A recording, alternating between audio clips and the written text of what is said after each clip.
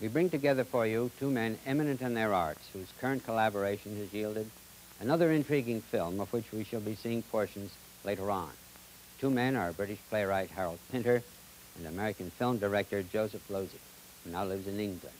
The new film they've completed is called Accident. Their earlier feature, The Servant, much acclaimed both here and in Europe, was seen, as some of you may recall, in excerpt 3 years ago on Camera 3 in connection with its screening at the first New York Film Festival. Harold Pinter, still in his 30s, has long established himself as a unique voice in the theater. His score of works, one-acts, full-length plays, television dramas, written over the past decade, have been vastly influential so far as style is concerned, and yet have completely defied imitation. His comedies of menace, as they've been called, with their bizarre situations and seemingly banal dialogue, are actors' dreams, and yet intriguing bafflements to audiences and critics. His play, The Homecoming, is one of the major highlights of the current Broadway scene, and just recently won the Tony Award for Best Play of the Year. Joseph Losey, in top rank of international directors, is an American who for 15 years has been a resident of London.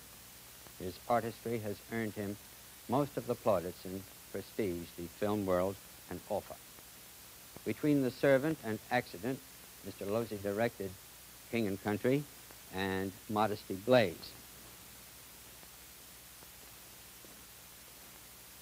Mr. Losey, welcome again to Camera 3. Thank you. Mr. Pinter, it's a pleasure to have you join us. Thank you. Gentlemen, the films that you've worked on together seem, to the average viewer, certainly, substantially different from the work that you've done independently. What appears to be the common denominator that brings this about? Who speaks first? I just don't know. Communication between non-communicants. In other words, is it the Pinter effect on Losey filmmaking, or the stimulation of Losey filmmaking on the Pinter approach to why can't it be relationships? Both? It's very much a mutual thing, surely. Very much. We just enjoy I too. working enormously together, and let's hope we carry on doing it. Mr. Losey, probably no director anywhere utilizes sound precisely as you do. Would you comment on your feeling for that when you're working on a film? Well, we're making sound pictures, and sound's a very important element. It's almost, curiously enough, a more difficult element than image, because while I am now getting a lot of Hollywood scripts that look to me as though nothing had happened either in the world or the film world for the past 40 years, there are pictures being made where the images make some sort of sense in terms of the contemporary world and what has happened in all fields. But sound is a much tougher proposition. It's a long subject. I don't think we want to get bogged down in it. But I must say, I have to say that working with Joe, it is true that it's very stimulating from that point of view, apart from any other point of view of sound. I like to be pretty precise about sound myself, and so does he. And so we know, again, it's a mutual thing. We find we're working after the same thing. Well, I think also now, what added interest or dimension does this give you as a playwright when you are creating for film, when you're writing a film, the knowledge that you are in this medium and that you're working with Mr. Losey? Well, I'm working with a director of absolute discipline and who understands precisely the enormous importance of sound in cinema. We're not just dealing with, we're dealing with everything in very precise relation to each other. At least that's what happens when we work together. I'd be quite unashamed in saying that. It's very good.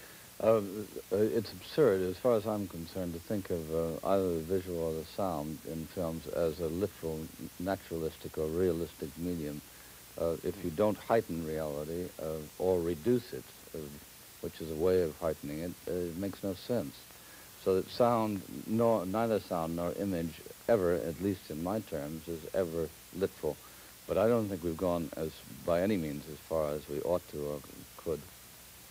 Well, now you've worked together in two major films, The Servant and Accident, which has been seen throughout Great Britain and which we in America are about to see. Would you say that as you work, that there is a common attack on the problems as you work your way through? Absolutely. Absolutely common, yes. We work extremely closely. And,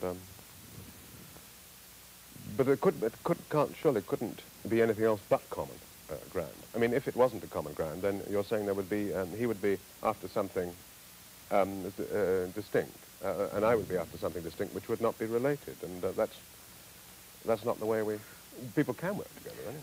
Surely. These are very, very elaborate problems for which you really don't have time to explore them properly, at least as far as I would like to explore them.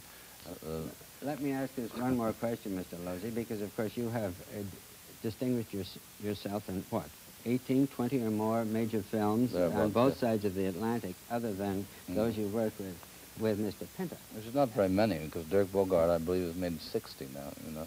A major critic used the adjective heroic to describe your restraint in creating Accident. And I would say that Mr. Pinter has always merited this word, restraint, in his work. Do you feel that this discipline is an important thing that's part of making a major film? In other words, what you don't say. Discipline at the present moment, I believe, particularly in this country, is a dirty word. There's a certain premium placed on unprofessionalism. Now, certainly professionalism can lead to a smoothness and slickness, and did and does in Hollywood, that just submerges everything. In other words, you've got the money, why not go all out? But I don't see, but on the other hand, people like Godard, whom I don't disrespect by any means, has made a particular virtue of scorning craft and professionalism, and I think that this is absurd, because there must be a discipline in any kind of expression. Otherwise, why bother? I feel that.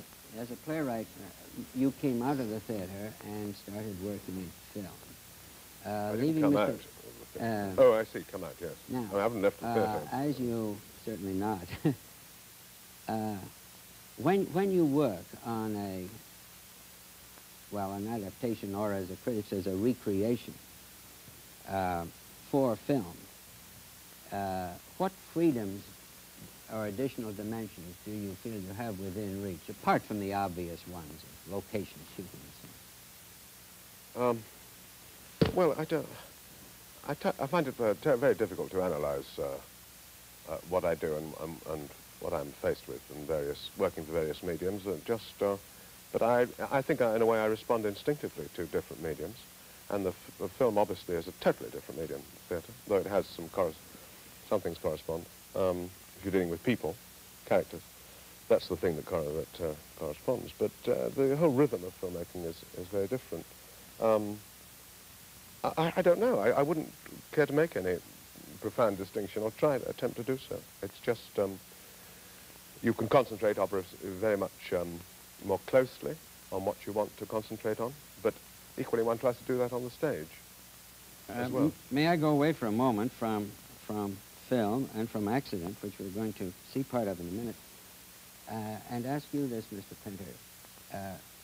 We are victims of labels here in the United States, and I think probably to some degree in Great Britain. A thoughtful critic has come up with the phrase comedy of menace in reference to your work for theater, and the theater of silences. How do you react to these labels? It doesn't make any sense to me at all. I don't know. I never know what these people are talking about half the time. I think they enjoy themselves very much making up these categories. Well, they have to have the labels. That's their profession. And if they didn't have the labels, they wouldn't be safe. That's right. It's a convenience, in other words. We are going to see with minimum interruption, gentlemen, 2 excerpts from Accident.